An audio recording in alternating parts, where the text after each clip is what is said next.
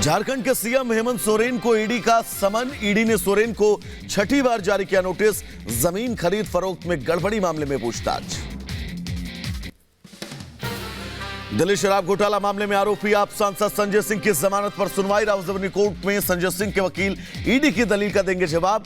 ED ने संजय सिंह की जमानत अर्जी का विरोध किया था।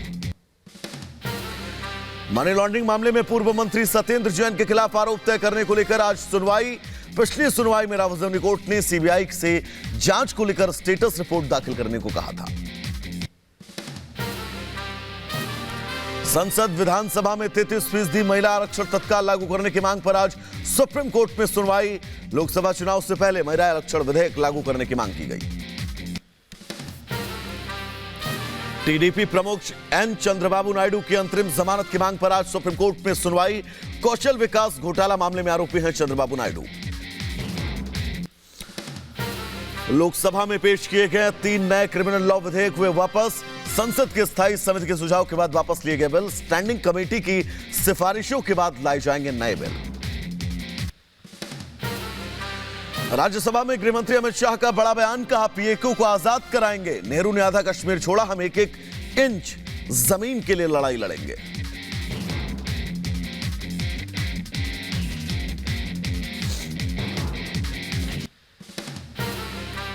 पाक ऑक्यूपाई कश्मीर भारत का है, हमारा है और हमसे कोई नहीं चाहता। मानिए इसकी एक इंच जमीन भी जाती है तो इसके लिए भारतीय जनता पार्टी का हर कार्यकर्ता मतलब सर्वोच्चता से संघर्ष करेगा, लड़ाई करेगा। गृहमंत्री अमित शाह ने कांग्रेस पर भी साधा निशाना। कहा कांग्रेस की संवेदना आतंकियों के साथ, हमारी आतंकियों के लिए कोई संवेदना नहीं। हमारी संवेदना पार्टी के लिए, युवाओं के लिए, देश के लिए। राज्यसभा में बोले अमित शाह अनुच्छेद 370 अलगाववाद को बल देती थी। इसके हटने से आतंकी घटनाओं में 70% कमी आई, घुसपैठ की घटनाओं में कमी आई। अमित शाह बोले अब घाटी के युवाओं के हाथ में पत्थर नहीं लैपटॉप है। अब आतंकियों के जनाजे नहीं निकलते, आतंकी के परिवार वालों को नौकरी नहीं मिलती। आतंक के सिस्टम खत्म करने पर काम कर रहे हैं। अमित शाह ने कहा जम्मू कश्मीर से 370 हटाए जाने के बाद विकास हुआ। कश्मीर में 3 दशक से बंद पड़े थिएटर खुले। 30 साल बाद घाटी में निकाला गया मुहर्रम का जुलूस। जम्मू कश्मीर पुनर्गठन संशोधन बिल पर चर्चा के दौरान राज्यसभा में बोले अमित शाह नेहरू जी ना होते तो यह समस्या ही ना होती और उस पर डिस्कशन की जरूरत भी शायद ना पड़ती।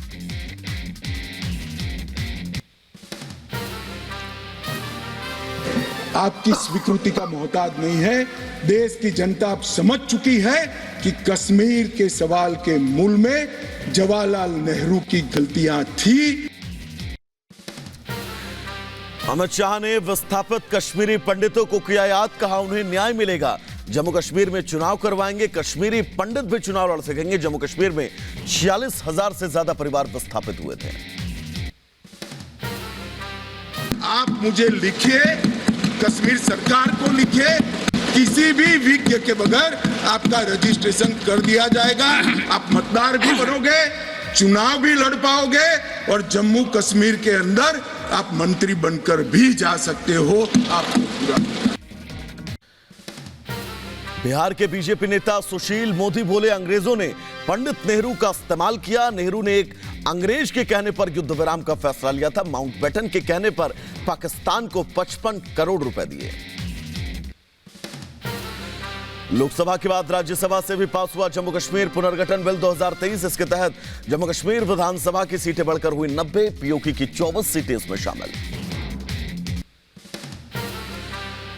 आर्टिकल 370 को लेकर केंद्र के फैसले पर सुप्रीम कोर्ट की मुहर। प्रधानमंत्री मोदी ने कहा यह फैसला उज्जवल भविष्य का वादा, जम्मू कश्मीर और लद्दाख के सपनों को पूरा करेंगे।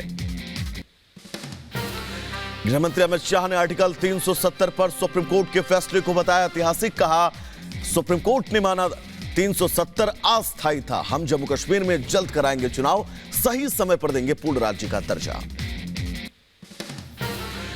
केंद्र के अनुच्छेद 370 को लेकर फैसले पर सुप्रीम कोर्ट की मुहर। सीजीआई ने केंद्र के फैसले को बताया संवैधानिक। कहा भारत का अभिन्न अंग है जम्मू कश्मीर। 30 सितंबर 2024 तक राज्य में हो विधानसभा चुनाव। क्या पूछ पकड़ते हैं कि चुनाव आयोग ने ऑर्डर कर दिया।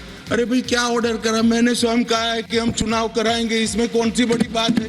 उन्होंने कहा कि भाई राज्य का स्टेटस वापिस देंगे, तो ये भी मैंने कहा है। गृहमंत्री अमित शाह ने कहा कि हमें गर्व है कि हमने 370 को हटाया, जिम्मेदारी लेनी पड़ती है, हम अपने